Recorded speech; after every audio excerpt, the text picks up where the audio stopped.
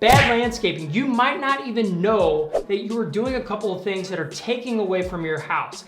In this video, I'm gonna share with you 5 common mistakes that people make that they don't realize they're probably making that just make everything look bad. This is part 1 of a 3-part series. Let's get into it.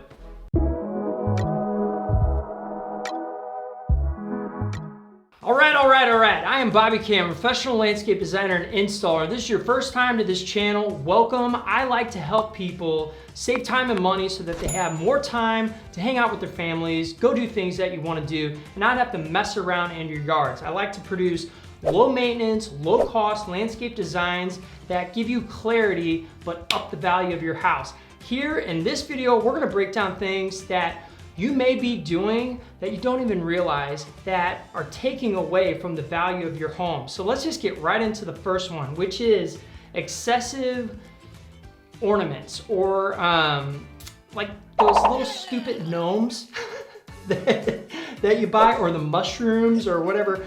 Stop buying that crap. Those are what I call impulse buys. They look kind of cute in the store, and oh, that would look nice by the boulder or the rock. You know what?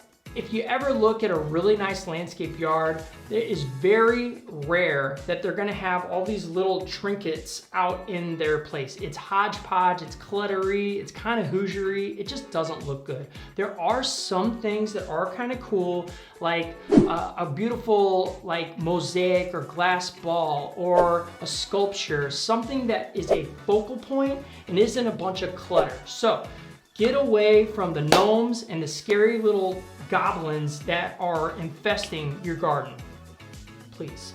The second common thing that people do is they plant in the wrong place. And all I mean by this is take into account the sun. Think about how it is presented and shining down on your property. Do you get sun shade? Do you get mostly shade? Do you get full-blown sun?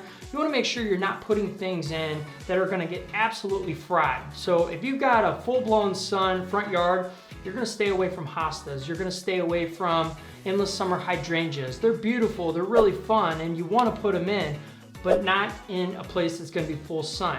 If you've got a fully shaded area, you're probably gonna stay away from grasses or like crepe myrtles or things that absolutely love sun.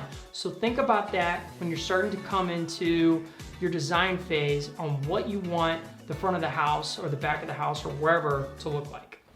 This is my favorite one. This is one that totally goes unnoticed, and by a lot of landscapers and designers, I think, is they don't take into account the inside of the house. What I mean by this is, what are you gonna be looking at when you look out the windows?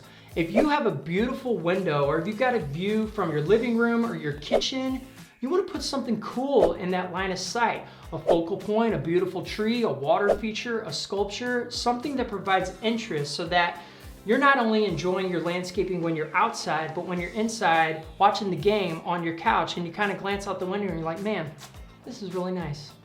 This is a simple one. If you go to Lowe's, Home Depot, Menards, any kind of store, and you start getting excited about sprucing up your patio or your front porch, and you want to get some pots and you want to put some plants in there and get some color going, I'm all for it.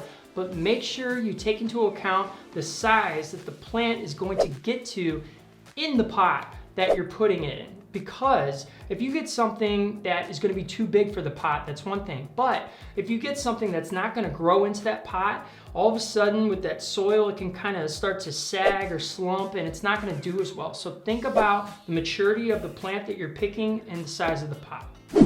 And the 5th common mistake that most people know about but don't really take into account is when you are selecting your plants, think about wildlife. Those little deers, you know, they eat everything. Even if it's deer resistant, I swear, they just seem to find a way. There are chemicals and some things that aren't completely like gonna give everybody cancer out in the market that you can spray around your plants or some different products. Look into those. But you wanna think about wildlife. You wanna think about, is this gonna be something that's going to last? Or the deer or the rabbits or the squirrels just gonna come up and eat my investment? It's that simple.